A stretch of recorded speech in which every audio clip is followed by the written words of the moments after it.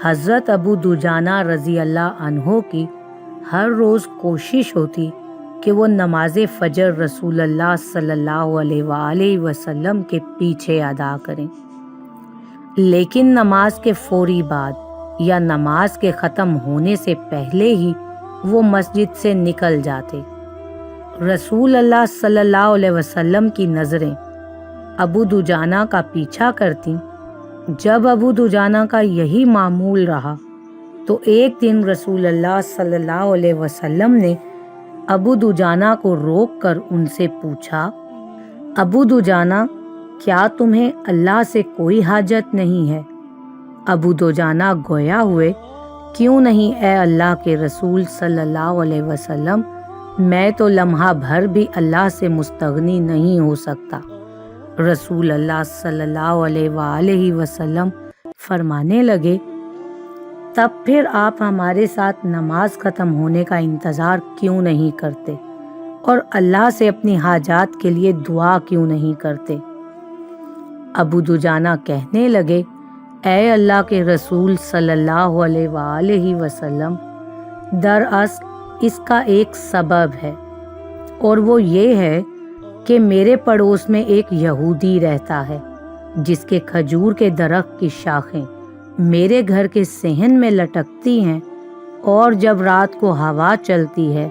تو اس کی کھجوریں ہمارے صحن میں آ گرتی ہیں۔ میں مسجد سے اس لیے جلدی نکلتا ہوں تاکہ ان گری ہوئی کھجوروں کو اپنے خالی پیٹ بچوں کے جاگنے سے پہلے چن کر اس یہودی کو لوٹا دوں، مبادا وہ بچے بھوک کی شدت کی وجہ سے پھر ابو دجانہ قسم اٹھا کر کہنے لگے، اے اللہ کے رسول صلی اللہ علیہ وآلہ وسلم، ایک دن میں نے اپنے بیٹے کو دیکھا جو اس گری ہوئی کھجور کو چبا رہا تھا۔ اس سے پہلے کہ وہ اسے نگل پاتا، میں نے اپنی انگلی اس کے حلق میں ڈال کر کھجور باہر نکال دی۔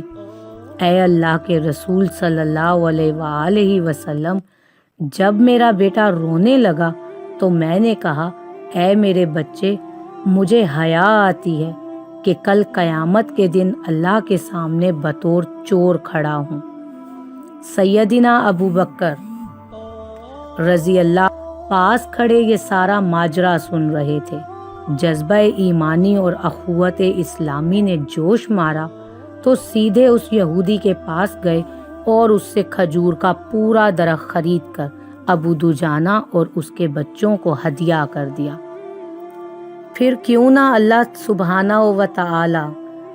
ان مقدس ہستیوں کے بارے میں یہ سند جاری کرے کہ اللہ ان سے راضی ہوا اور وہ اللہ سے راضی ہوئے۔ چند دنوں بعد جب یہودی کو اس سارے ماجرے کا پتہ چلا، اس نے اپنے تمام اہل خانہ کو جمع کیا اور رسول اللہ صلی اللہ علیہ وآلہ وسلم کے پاس جا کر مسلمان ہونے کا اعلان کر دیا۔ ابو دجانہ تو اس بات سے ڈر گئے تھے کہ ان کی اولاد ایک یہودی کے درخت سے کھجور کھانے سے کہیں چور نہ بن جائے، اور آج ہمارا کیا حال ہے۔ اللہ تعالی ہمیں سنت محمدی صلی اللہ علیہ وآلہ وسلم اور سنت صحابہ